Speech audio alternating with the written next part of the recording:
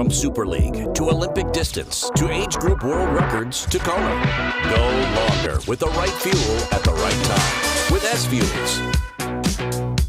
This is a phenomenal bike ride, and I can tell you he's so casual. This is his first time he's ever biked the full 112 miles here in Hawaii. He's never been up to the turn in Harvey. He's certainly been up there today. Doesn't he look...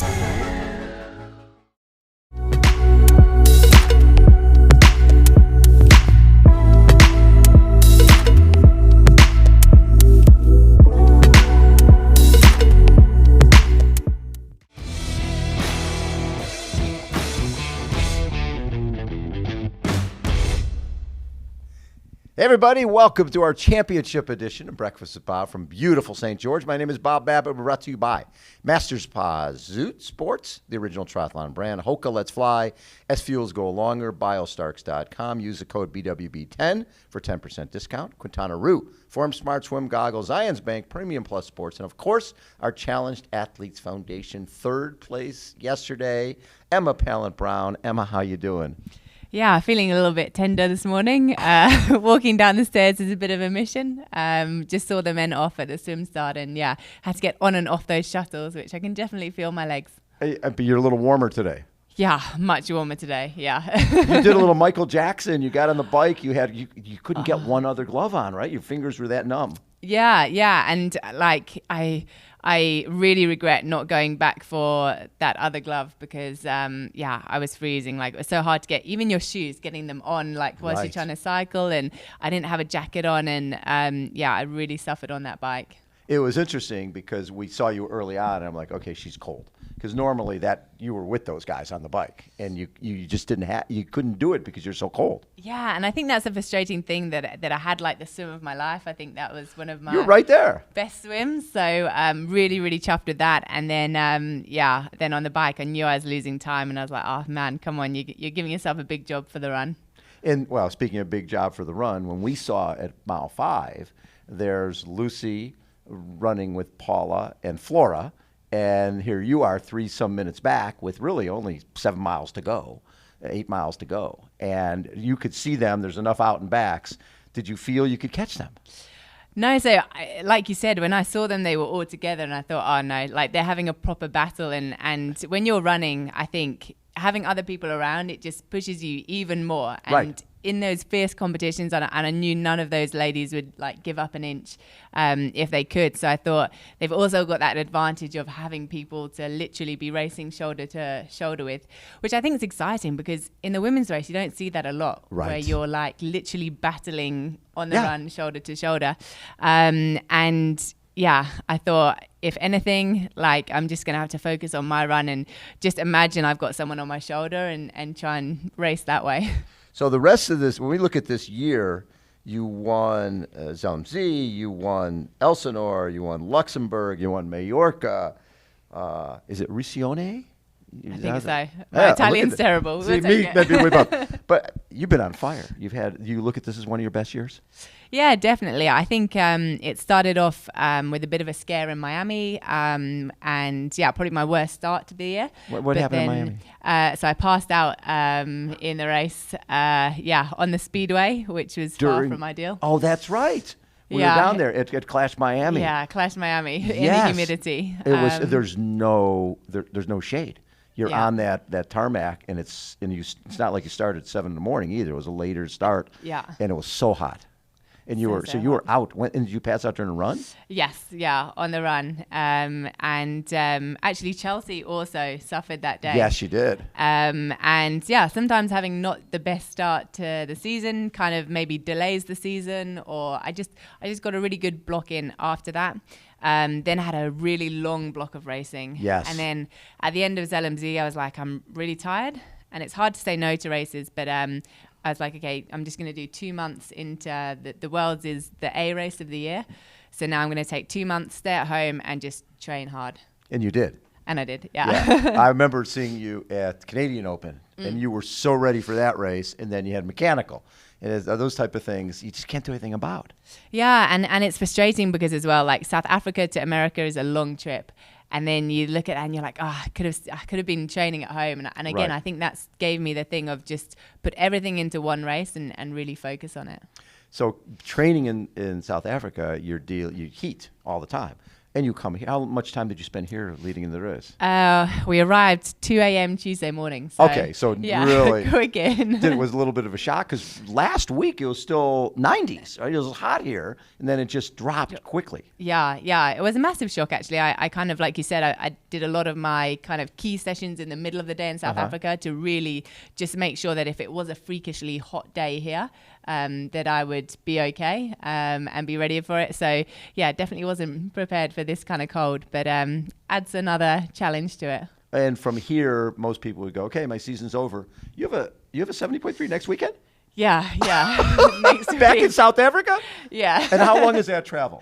Come on, I haven't raced for 2 months. I have to do double now. So yeah, we've got an 11-hour flight and then another 11 hours. So, Oh my God. Yeah, it's better than the 16 all in one go. I said I don't want to get on that plane anymore. No. And so then this actually, it's a 70.3. Is what type of field will you have there? It's in Muscle Bay in South Africa. It's the first one they've done. So Okay. yeah, I'm not sure. Hopefully a few people will turn up thinking like a end of season. Nobody's going to be destination. there. I'm going to go pick, be a It'll cherry be a pick good for one. me. What, in the rest of your season? Then I have one last race in Thailand, just a fun kind of Yeah. A little vacation. Yeah, a little holiday one. And then we've got a bike race with our squad. It's called Double Century. It's like a 200K in South Africa. So that's, again, loads of fun. But then just preparing for next year.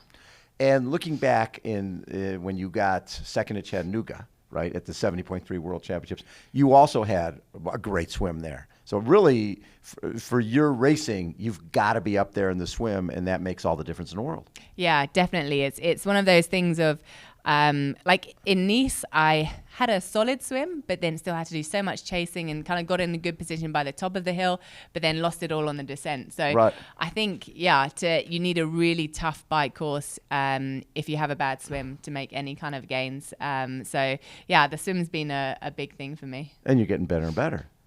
I hope so.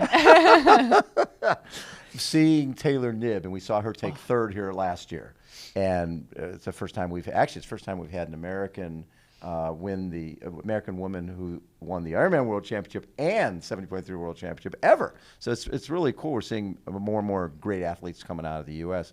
You've raced Taylor a fair bit, and you know what type of talent she is. Yeah, I think she's phenomenal. I remember her first 70.3 in Boulder, and just like laughing with her in the briefing beforehand because she has all the questions, and she turned up with her bike with about probably 20 gels taped to the top, and I was like, Taylor, I think you're going to be okay on the nutrition side. Like, you're definitely not bonking out there. But like, she's just developed. So she is such a raw talent. Yes. And yeah, just has such a great coaching structure, and I think a great like support team around her, and a good outlook on the sport. That's just, she's there to have fun, and she loves what she does, which is half the battle, I think. What's really fun is just seeing with the women racing a separate day in Kona, women racing a separate day here, the level of competition, the races are close.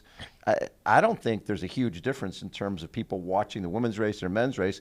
People are watching great athletes, and I think that's what's really spurring on the sport. Yeah, I really hope so. I think as well, just to have women on their own, I think it really highlights it as it's very much a women's sport just as much as a men's sport, and the women are just as exciting, and just seeing so many ladies that raced yesterday now out there cheering, like I think it adds to the vibe, and it adds to like we're equal, and everyone loves it. We're a great community here, and we can support each other, which is awesome. Well, and it's interesting because I think what PTO has done, which I'm very excited about, is one, they've upped the ante. So when you go to something like Canadian Open, and even if, the hard part is because of the mechanical, you couldn't finish it off. But you finish top 10, you're coming away with really good dollars. And especially when you're talking about the exchange rate in South Africa, it's huge dollars. You're talking $1 million prize purse in Canada, $1 million in the U.S. and Dallas. And then next year, I think they're adding at least one more. How does that change the game for someone like yourself? Yeah, it's massive. And I remember it in track and field. I was kind of